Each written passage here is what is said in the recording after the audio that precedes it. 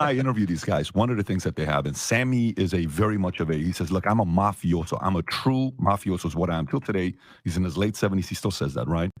If you step away from the life, like you could get killed if you step away from the life, right? Okay. Just like in Islam. You choose this life. You celebrate it when you become a made man. Now you want to leave? You got the benefits of being a made man. Now you want to leave? We're going to take your life. If based on the principles You're that they follow. finished, boy. But that's the mafia. You, for somebody that may say, well, then Islam is Islam following some of the mafia philosophies that if you choose to, you deserve to get? Islam is the mafia. Yeah. I mean, think about Surah 9, verse 29. When you read it in context, that's a money-making scheme. So 929 is a verse that says, fight those who do not believe in Allah. And then says, until specifically refers, what's that? Okay, go ahead. Sorry. Go ahead. Specifically refers to fighting Jews and Christians until they pay the jizya.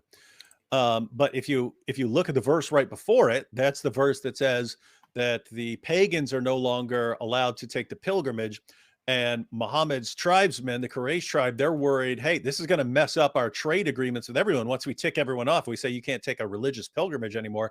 It's going to upset a lot of people. So how are we going to make money? Allah says, don't worry. Allah can enrich you and replace that money.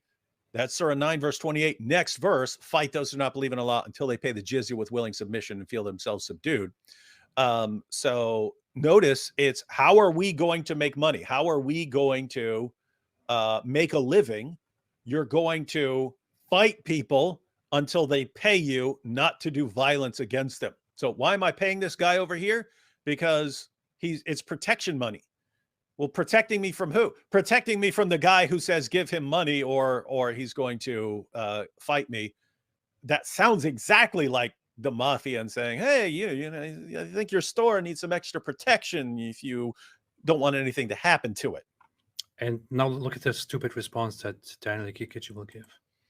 Don't you think that's a bit extreme? I would say the problem with the mafia is criminal activity. It's not with this principle. This is a good principle. That's why they're able to be so organized. That's why they're able to be so successful. That's the argument. The mafia is good. You have nations that are run in the same way. You have to preserve the nation by... There's actually no nation in the world that is run that way. Italy. Show me one nation, Daniel, and other big brain Islamists. Show me one nation in the world that does the very same thing, which Islam does with apostasy. Show me just name one single country. All of them. That also sentences people to death and kills them, not for treason, not for being a spy, someone's got you deserting in war. But David YouTube says North Korea. Okay, fine, fair enough. One single country which explicitly kills people simply for saying, I no longer want to be part of this country and leaving. Fine, okay, I get it. North Korea. I got it. I was wrong. In your face. So we can say, according to Daniel Haqiqatjou, Islam is the North Korea of religion. Fair point. Okay, fair point. I was wrong. Muhammad is the Kim Jong-un of prophets. I was wrong. Okay, I was wrong. I take it back. Good. I'm sorry. I was wrong. I have been debunked. North Korea is the only example. North Korea is exactly like Islam. North Korea is the Islam of the world. I take it back. I'm sorry. Daniel is right. There is indeed one country that is run that way, and that's North Korea.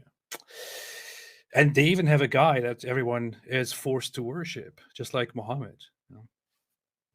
That's very interesting.